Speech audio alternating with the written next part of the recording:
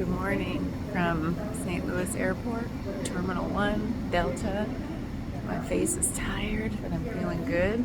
Dropped off that 52-pound luggage and then got through TSA, and it's this whole other level of whoosh. I'm on my way. I don't even know if you can hear this, so I'm gonna speak onto the microphone. I need to get this reflection in. I don't care who hears me. I don't care. Or who doesn't hear me.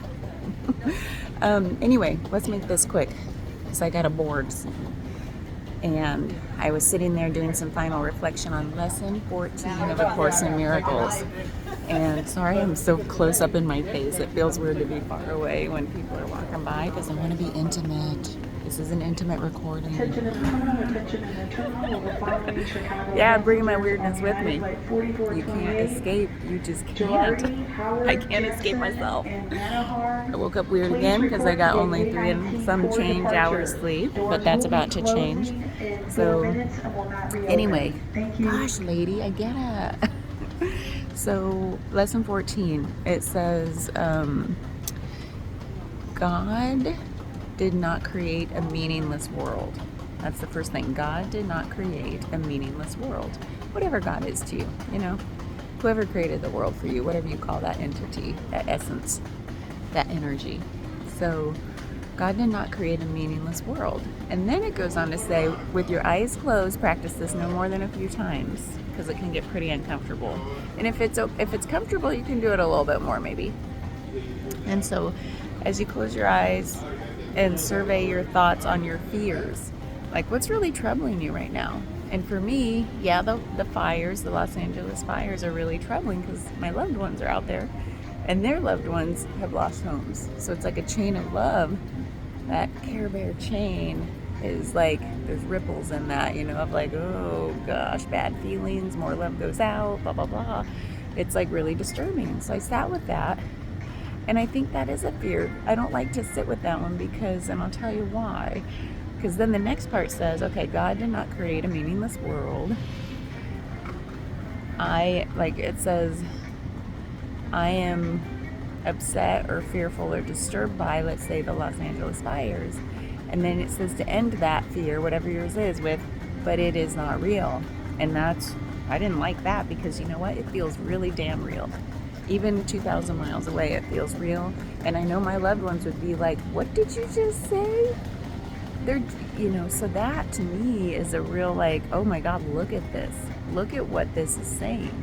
God did not create a meaningless world. That's my fear. And it's telling me that fear is not real because God did not create our fears.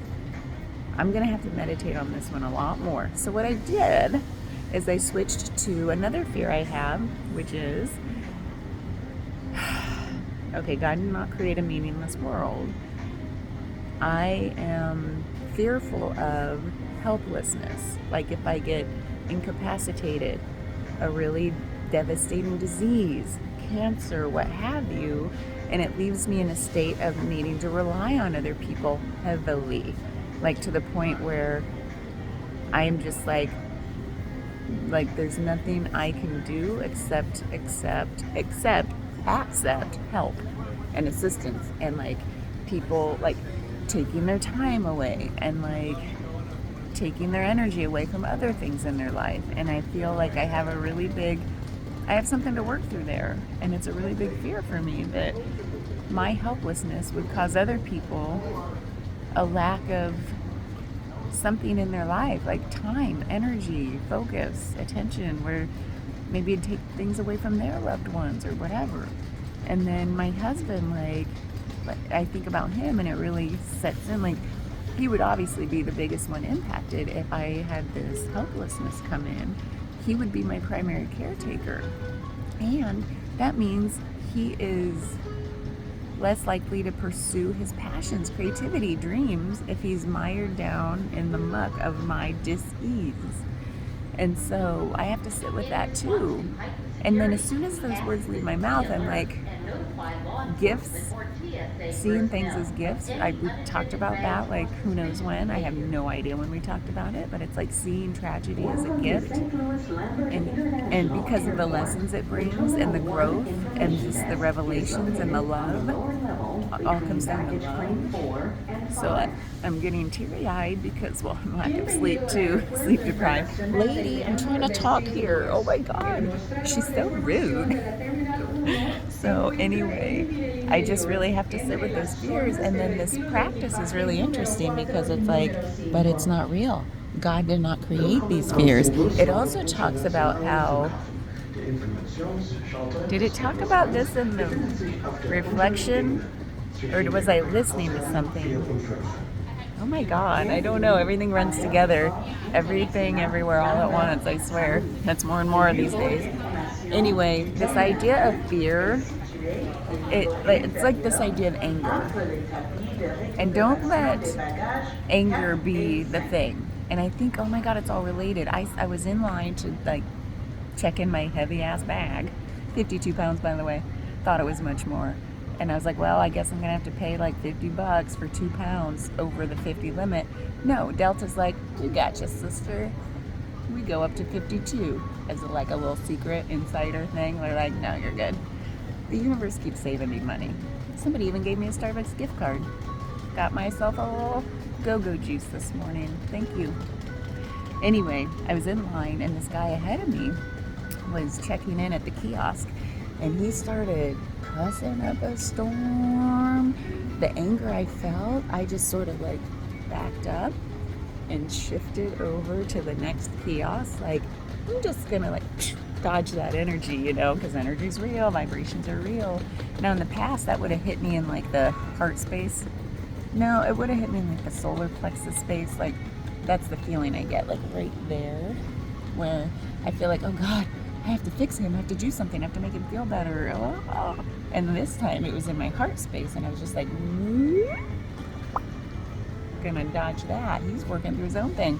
I'm, you know, learning this whole like everyone has their own journey lesson, and that's not my responsibility. So I took that as a lesson, but also it's related because of the anger thing. And it said, I swear it was in the lesson. I can't pull out my book because I'm like, I have like all the things on me right now, and I'm leaning up against the wall for leverage. So anyway, it was like part of that rage, and I have an issue with that from childhood stuff, like household filled with rage. It was unpredictable. It was scary. It was, is it going to hit me or aimed at my other loved ones? Like, what's going to happen? And so I get activated. Today I didn't feel activated. It was a real like, oh my God, some release, some healing has happened in my life because I wasn't activated. I was just like, dodge it. But then it led into this lesson of like, let anger and rage be a teacher. Now, it didn't say this, but I've meditated on this concept before, where it's like, don't let it consume you. Don't sit in the fires of rage and fear and let it consume you. Where you're like, oh, I just gotta do something and I'm just burning up. No, let it be a teacher, let it be a spark. Like, take it for what it is. Sit with it just long enough to spark you into action. And whatever you feel in your truest of self needs to happen. Not in violence towards somebody else. Obviously, it's like, no, I just gotta hurt somebody. No. And with your words too, no. But spark you to action. Like, what is this rage or fear telling you? So that's where I am with this lesson. Oh my God, I just had deja vu. Did I already record this? Am I saying the same thing twice?